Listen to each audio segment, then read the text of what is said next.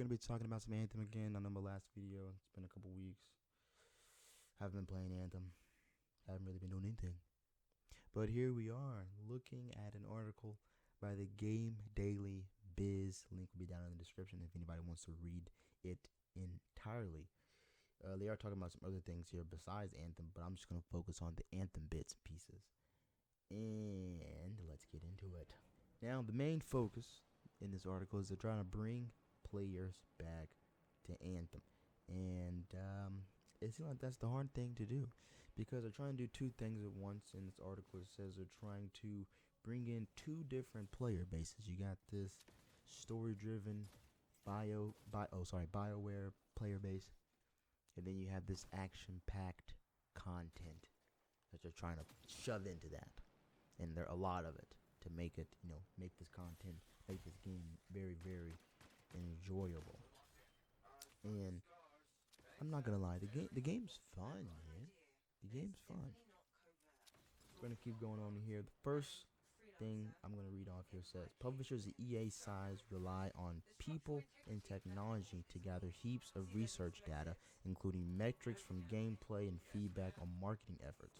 No beta test can tell you how a player is going to feel over the long term in a market that has grown from 10 to 12 hours of single player games to 40, 80, or 100 plus hour experiences. They can only point out the most glaring issues, and even with the 2 weekends of playtesting, Anthem's biggest flaws simply couldn't be detected. And I think the only flaw with Anthem really is the lack of content. Like, flying around is fun. The guns are fun. I want to say the loot is fine from like a beginner standpoint. Like, if you're just playing the game from the beginning, like if you never reach the end game, you just take your time reaching the end game. There's enough loot for everybody. But like once you reach the end game and then you're trying to get those higher tier items, those masterwork and those legendaries, it's really hard. And at that point, I don't really know why it's actually so hard to get masterworks and legendaries. I don't know the math behind it, but that is essentially the main problem: is the lack of the higher tier loot, and then the fact that there's not much to do and then gain the higher tier loot. You know what I'm saying?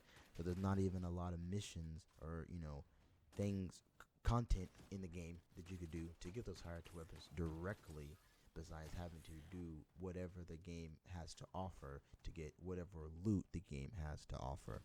You know what I'm saying? So like, I think it's a bigger pool that you're diving into, rather than being able to dive in the pool that you would like, to get what you want out of. Now, going on to the second thing, IP lives for generations and runs in these 7 to 10 year cycles. So if I think about Anthem on a 7 to 10 year cycle, it may not have had the start that many of us wanted, including our players. I feel like that the team is really going to get I feel like that team is really going to get there with something special and something great, because they've demonstrated that they can. Okay, sorry about that. Phone keeps going off. And with this, I don't really know what they mean by this, unless they really want Anthem to be on a 7 to 10 year life cycle. Like, to have content coming for 7 to 10 years, like pretty much what Rainbow Six Siege is doing right now. They're in year 4. So, they're halfway to the 7 to 10 year life cycle. And I don't know if Anthem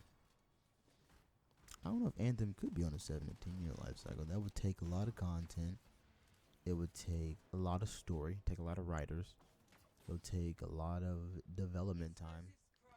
And it would probably take a lot of focus, because you would essentially have to be driving the hell out of this story and like bringing this story to life. And with the action content, that pretty much just comes with how much like action you can compact into the story. Pretty much, that's how I feel. Like, I can feel like you can get some nice action adventure content within the story itself while pushing forward with the story.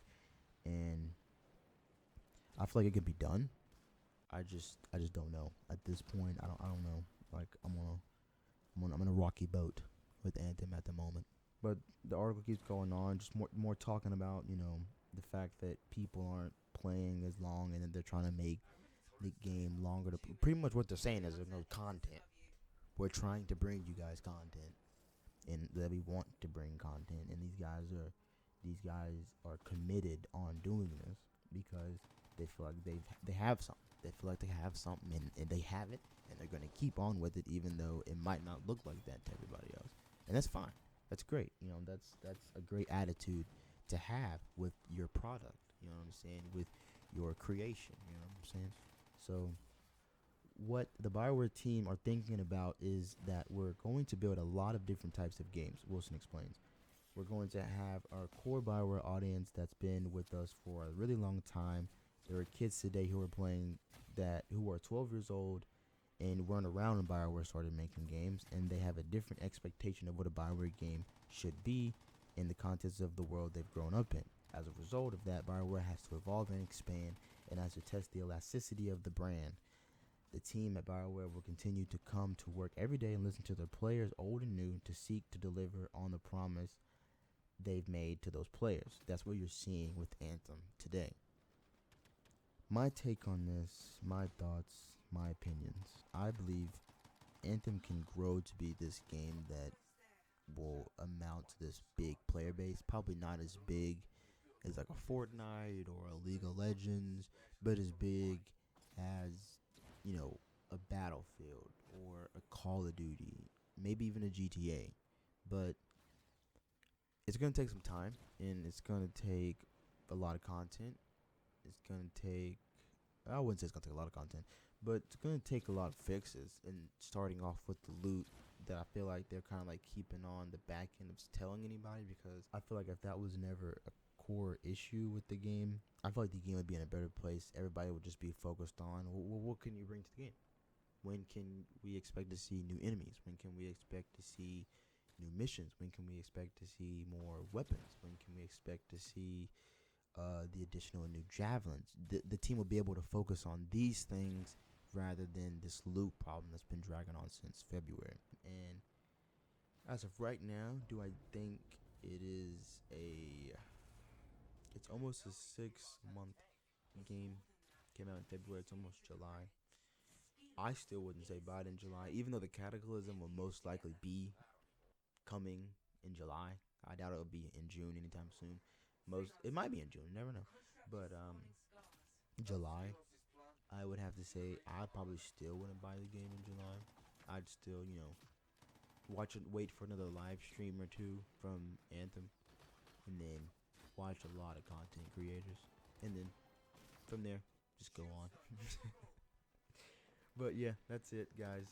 That's my take on it. That's my less talk about Anthem. And hope you guys enjoyed the video. If you did, give it a thumbs up. If you don't, give it a thumbs down. Tell me why you didn't like it. Maybe you just don't like Anthem. Maybe it is content. Maybe, I'm not playing it at the moment. Tell me what you guys are playing if you're not playing Anthem. And with that being said, subscribe. And always, take it easy.